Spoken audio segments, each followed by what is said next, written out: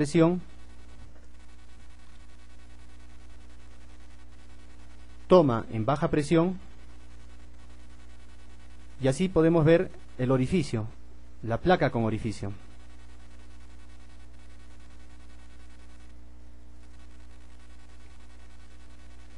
El orificio es normalizado. La característica de este borde es que el chorro que éste genera no toca en su salida de nuevo la pared del orificio. El caudal se puede determinar por medio de las lecturas de presión diferenciales. Dos tomas conectadas en la parte anterior y posterior de la placa captan esta presión diferencial, como vemos. Entonces tenemos nuestras dos tomas. Acá tenemos la placa de presión. Nuestro primer orificio piezométrico, donde vamos a tomar las medidas, sería una en esta ubicación y otra en la siguiente ubicación, después de la placa con orificio. Esto va a variar, y la variación de esto va a dar diferentes nombres o tipos de placa con orificio, que le llamamos derivaciones.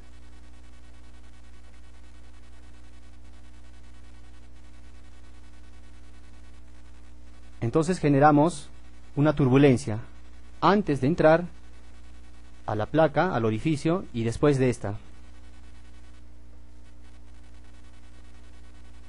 El orificio de la placa, como se muestra en la figura, puede ser concéntrico, excéntrico y cementada. Veamos, la placa concéntrica sirve para líquidos.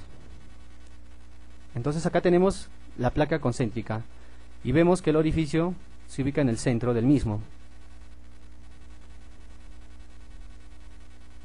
El orificio excéntrico se utiliza para los gases donde los cambios de presión implican condensación, cuando los fluidos contienen un alto porcentaje de gases disueltos.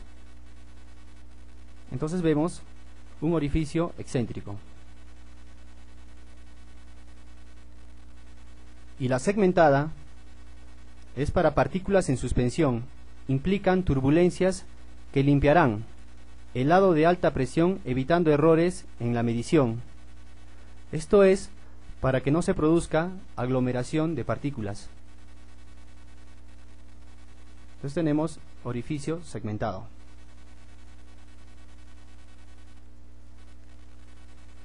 Con el fin de evitar arrastres de sólidos o gases que pueda llevar el fluido, la placa incorpora, como se menciona anteriormente, un orificio de purga. Algo así como en función de un filtro, ¿no?, para evitar que partículas pasen a través de la placa. Entre los diversos perfiles de orificio que se utilizan, según se muestra la figura, se puede destacar los siguientes: de cantos vivos, de cuarto de círculo y de entrada cónica. Como vemos, cantos vivos, entonces el flujo viene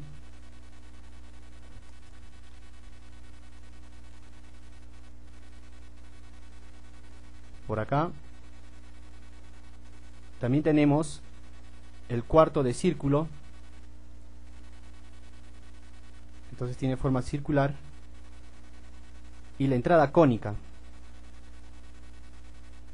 Entonces utilizamos estos orificios de purga, como hemos dicho, para evitar arrastres de sólidos o gases que pueda llevar el fluido.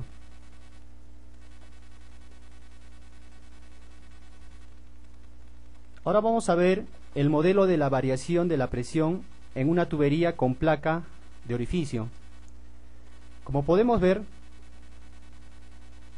se produce una caída de presión antes y después de pasar por la placa de orificio.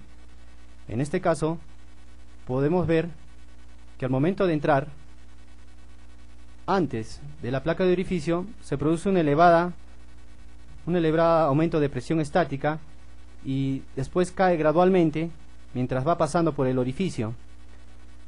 Entonces, una de las principales desventajas de esta gráfica y de las características de utilizar una placa de orificio es que nunca se va a llegar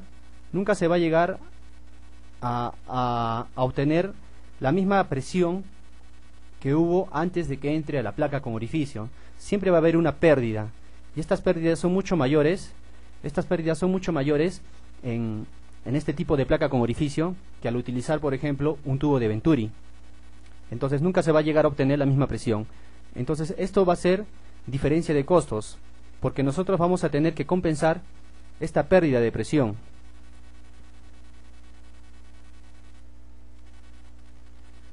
Existen tres disposiciones recomendadas para derivaciones de presión que se utilizan en placas con orificio.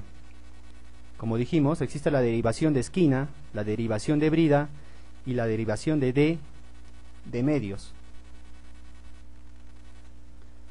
como podemos ver en el gráfico. Acá lo vemos mucho mejor.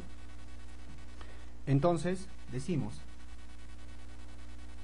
que estas derivaciones simplemente son las distancias en las cuales nosotros vamos a poder tomar las medidas de las diferencias de presión antes de pasar por la placa, por el orificio, y después de esta.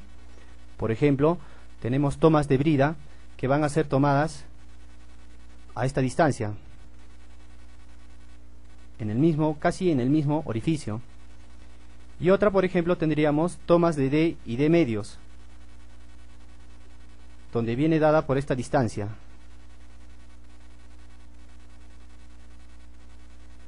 Y tomas de derivación de tubería, que viene dado por esta característica.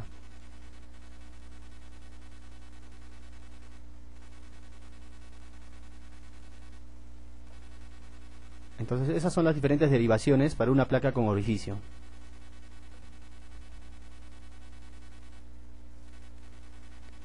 Las desventajas en el uso de la placa de orificio. Es inadecuada en la medición de fluidos con sólidos en suspensión. Como dijimos, esto sí se puede utilizar en el fluido como por ejemplo agua, pero fue creado originalmente para medir gases. 2. No conviene su uso en medición de vapores. Se necesita perforar la parte inferior. 3. El comportamiento en su uso con fluidos viscosos es errático, ya que la placa se calcula para una temperatura y una viscosidad dada. 4. Produce las mayores pérdidas de presión en comparación con otros elementos primarios de medición de flujos, como dijimos, en comparación con el tubo de Venturi. Tenemos parámetros principales de los 4 elementos. La tabla 12.2 del libro resume los parámetros principales de los 4 elementos. Tabla 2, 12.2. Por ejemplo, para un tubo de Venturi tenemos una aproximación del factor de descarga igual a 0.99. En cambio, para una placa con orificio es cercana a 0.6. Y así podemos ver, por ejemplo, los valores relativos de la presión diferencial. En un tubo de Venturi se acerca a 1 y una placa con orificio a 2.72.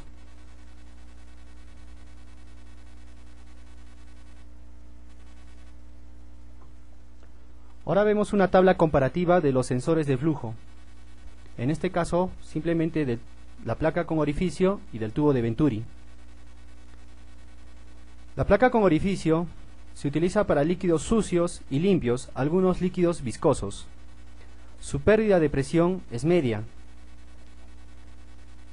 Exactitud típica en porcentajes va de 2 a 4. Y lo más importante es ver el coste. El coste relativo de una placa con orificio es relativamente bajo.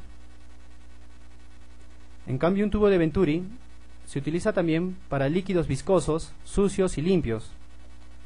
Su pérdida de presión es baja. Y el coste relativo de este tubo de Venturi es media. Es medio su costo, ¿no?